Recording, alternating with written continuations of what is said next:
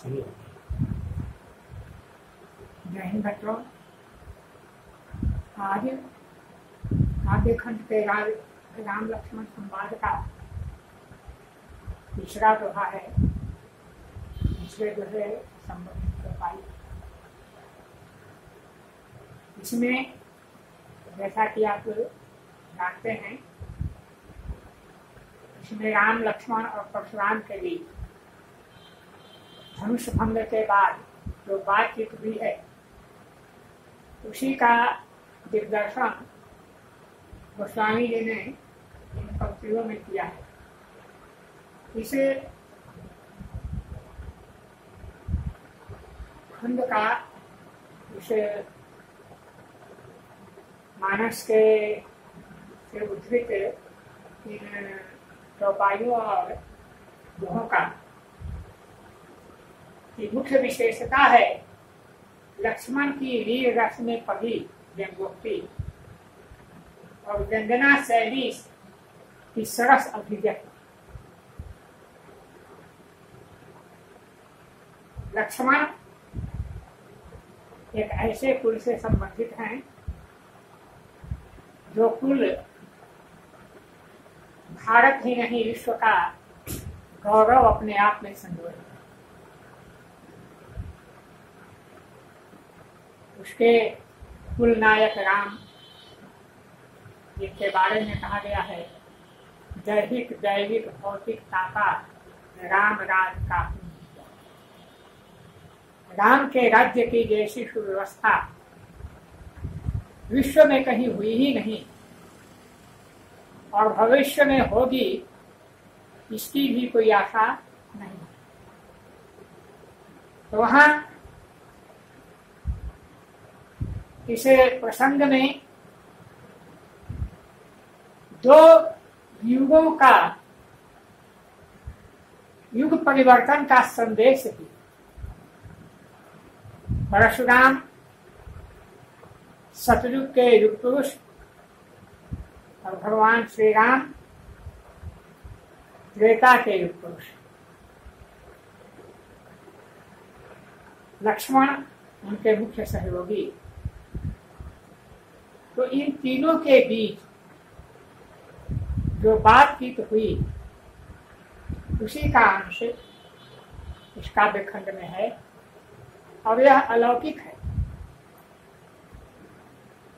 यह गोस्वामी जी द्वारा रचित है जो मानस ग्रंथ है। मेरी दृष्टि में या अन्य विद्वानों की दृष्टि में भी विश्व का सर्वश्रेष्ठतम ग्रंथ है।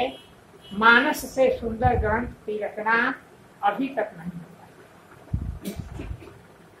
और यहाँ तक कहा गया है कि तुलसी मानस लिखकर अमर नहीं हुए। एक विद्वान ने कहा कि तुलसी लसै न कविता लिखकर कविता ही लसी तुलसी को। कविता जो है हिंदी वाङ्मय का काव्य जो है वह स्वयं धन्य हो गया तुलसी के जैसा कवि को पाकर। तो उसी की पंक्ति आपने इसके पूर्व में पढ़ा कि बहुत ही अभिमानी स्वर में भगवान परशुराम ने कहा, यह है राजपुत्र, मेरे इस परसे को देख, इसके घोर गर्दन से गर्भिणियों के गर्भ गिर जाते हैं। और यह सुनकर के लक्ष्मण ने कहा, यह सी लखन उस बोले मृदुवाणी। हंस करके कहा, मीठे वचन ने कहा। वाक्य युद्ध चल रहा है लेकिन श्री राम के सानिध्य की विशेषता देखिए कि उग्र स्वभाव के लक्ष्मण भी हैं और उग्र स्वभाव के परशुराम भी, दोनों की उग्रता प्रसिद्ध है। लेकिन श्री राम का सानिध्य पाकर लक्ष्मण के बोली में व्यंगोक्ति तो है लेकिन मृदुता है। बिहसी लखन बोले मृदुवाणी, गोस्वामी जी की यह विशेषता रही है कि उनके शब्द बोलते हैं, वर्ण बोलते हैं और सभी वर्ण और शब्द अपने आप में एक विशेषार्थ रखते हैं। तो बिहसी लखन बोले मृदुवाणी, अहो मुनीष महाभटवाणी। बहुत ही कोमल वचन में कहा हंस करके, हे प्रभु, हे मुनीष, मैं तो आपको महायोद्धा मानता हूं, साधारण योद्धा नहीं। ओहो, वो बिहसी लखन बोले मृदुवाणी, अहो मुनीष महाभटवाणी। परंतु मृदुता के पीछे जो वीरत्व का स्वभाव है, जो श्री राम ने भी इस वार्तालाप के अंत में कहा है भगवान परशुराम से कि कहम सुभाव न कुल ही प्रशंसी, काल डर ही रघुवंशी। मैं अपना स्वभाव कर रहा हूं, कोई कुल की प्रशंसा नहीं कर रहा, लेकिन जिस युद्ध की आप चुनौती दे रहे हैं उस युद्ध में तो रघुवंशी वीर काल से भी नहीं डरते, आप किस गिनती में। तो वैसे स्वभाव को धारण करने वाले, उनके सानिध्य में रहने वाले लक्ष्मण की विशेषता देखिए। जो भी बात बोलते हैं हंस करके, मुस्कुरा करके, कोमल भाव से बोलते हैं। और कहा लेकिन हृदय में जो भाव है, जो वीरता परिलक्षित है, कहते हैं पुनि पुनि मोहि देखाओ कुठारू, चहत उरावत फूंकी पहाड़ू। कहा कि मैं आपको महान योद्धा मानता हूं, परंतु यह बार बार जो मुझे फरसा दिखा रहे हैं, आप फूक फूक करके पहाड़ को उड़ा देना चाहते हैं। आपके सम्मुख कोई साधारण मानव नहीं खड़ा है, कोई साधारण राजपुत्र नहीं खड़ा है, बल्कि वैसा व्यक्तित्व खड़ा है जो अपने मस्तक पर संपूर्ण सृष्टि का भार, संपूर्ण पृथ्वी का भार धारण करने की क्षमता रखता है। वह शेषनाग का अवतार लक्ष्मण बोल रहा है। पुनि पुनि मोहि दिखाओ कुठारू, चहत उड़ावत फूंकी पहाड़ू। बार बार मुझे यह जो फरसा दिखा रहे हैं, तो आप चाह रहे हैं फूंक करके पहाड़ को उड़ा देना। इतनी ताकत आपके फूंक में नहीं है। यहाँ तुम्हार बतिया कोई नाही, जे तर्जनी देखी मर जाए। आप जो बालक मुझे समझ रहे हैं, तो यह रघुवंशी बालक है, कुम्हरे का बतिया नहीं है, फिर जिसको ऊपर तर्जनी उठा दी और मर गया। आज भी आप इसका परीक्षण कर सकते हैं। कुम्हरे की भतिया को यदि आप अपनी तर्जनी उंगली से, अर्थात अंगूठे के बाद वाली उंगली से यदि उसको टोक दें, तो निश्चित रूप से वह मर जाएगा। तो यहाँ कुम्हार भतिया कोई नाही, जे तर्जनी देखी मर जाही। यहाँ कोई कुम्हरे का भतिया नहीं है जो तर्जनी देख करके, आपकी उंगली के इशारे को समझ करके, देख करके और मृत प्राय हो जाए, ऐसी बात नहीं। देख कुठार सरासन बाना, मैं कुछ कहा सहित अभिमाना। कहा कि हे महामुनि, आप जो कहते हैं कि तुम मुझे साधारण ऋषि समझते हो, मैं साधारण ऋषि नहीं हूं, तो इसीलिए आपको देख करके ही और देख कुठार फरसे को देखकर सरासन बाना, धनुष बाण को देखकर मैं कुछ कहा सही कभी माना। इन आयुधों को देखकर मुझ में अभिमान आ गया। वैसे मैं अभिमानी व्यक्ति नहीं हूं, लेकिन जो मेरे मुख से वीरतापूर्ण भाव उच्चरित हो रहे हैं, जो जिन बोली में वीरता का सामंजस्य आपको अनुभव हो रहा है, वह आपके फरसे और धनुष बाण को देख करके मैंने कहा है। आपकी योग्यता के योग्य मैंने बात कही है। देख कुठार सरासर बाना, मैं कुछ कहा सहित अभिमान।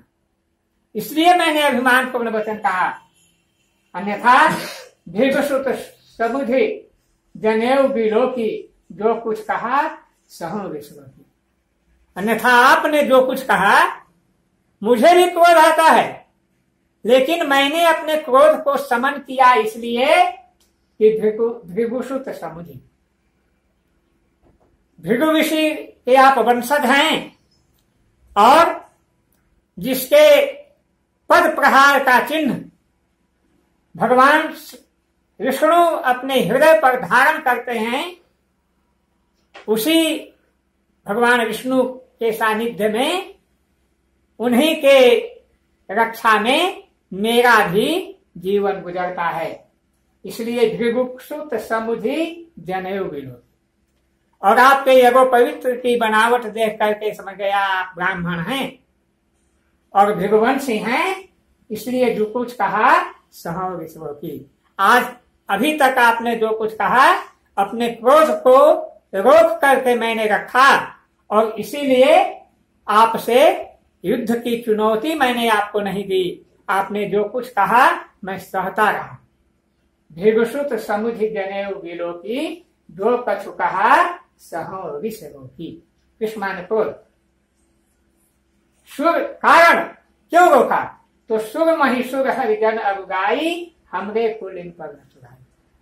हमारे कुल की, हमारे खानदान की यह परंपरा रही है कि सुर माने देवता, महिषुर माने ब्राह्मण, हरिजन ईश्वर भक्त, अरुगाई और गाय, हमरे कुल इन पर न चुराई। इन चार जनों पर, देवताओं पर, ब्राह्मणों पर, हरिभक्तों पर और गाय पर हमारा कुल कभी भी वीरता नहीं दिखला। सुर महिषुर हरिजन अरुगाई, हमरे कुल इन पर न सुराई। इन पर कोई वीरता नहीं दिखलाता। कारण कि बधे पाप अपकी रतिहारी। इनको वध करने से पाप का भागी बनता है लोग, और हारने से अपजस फैलता है। फिर भी मारत हूं पा करिए तुम्हारे। इसलिए यदि आप मुझे मारेंगे भी तो मैं आपका पैर ही पकड़ूंगा। मेरा विनीत भाव ही आपके साथ रहेगा, मैं आपका पैर ही पकड़ूंगा। बधे पाप अपकी रतिहारे, मारत हूं पा करिए तुम्हारे। कोचि पुलिस संवचन तुम्हारा, व्यर्थ धरहूं धनुबान कुठारा। कहा है महर्षि, आपका वचन ही, आपकी बोली ही करोड़ों वज्र के समान कठोर है। आप तो व्यर्थ ही धनुष बाण और या फरसा धारण कर रहे हैं। आपकी बोली ही इतनी कठोर है कि इन सब जो आप दिव्यास्त्र मुझे दिखला रहे हैं, इनका कोई औचित्य ही नहीं रह जाता है आपकी बोली के आगे। कोटि पुलिस संवचन तुम्हारा, व्यर्थ धरहूं धनुबान कुठारा। करोड़ों वज्र के समान आपके वचन हैं, इसलिए आप यह धनुष बाण और फरसा बेकार ही धारण किए हुए हैं, व्यर्थ ही धारण किए हुए। जो बिलो की अंकित कहूं, क्षमहु महामुनि धीर। आप मेरी ओर देखें, मैंने यदि आपको कुछ अनुचित कहा है तो हे महामुनि, आप साधारण ऋषि नहीं हैं, महामुनि और धैर्यवान हैं, धीरज धारण करने वाले हैं, इसलिए क्षम हो। जो बिलो की अनुचित कहूं, क्षमहु महामुनि धीर। इन सब चीजों को देखते हुए मैं जो कुछ अनुचित यदि कह गया हूं तो मेरी ओर देखिए, क्षमा कर दीजिए, क्योंकि आप महर्षि हैं, महामुनि हैं। सुनी सरोस भृगुवंश मणि बोले गिरा गंभीर। यह सुन करके परशुराम जी और क्रोधित हो गए। सरोष, रोष के साथ, क्रोध के साथ गंभीर वचन बोले। बस समाप्त। धन्यवाद।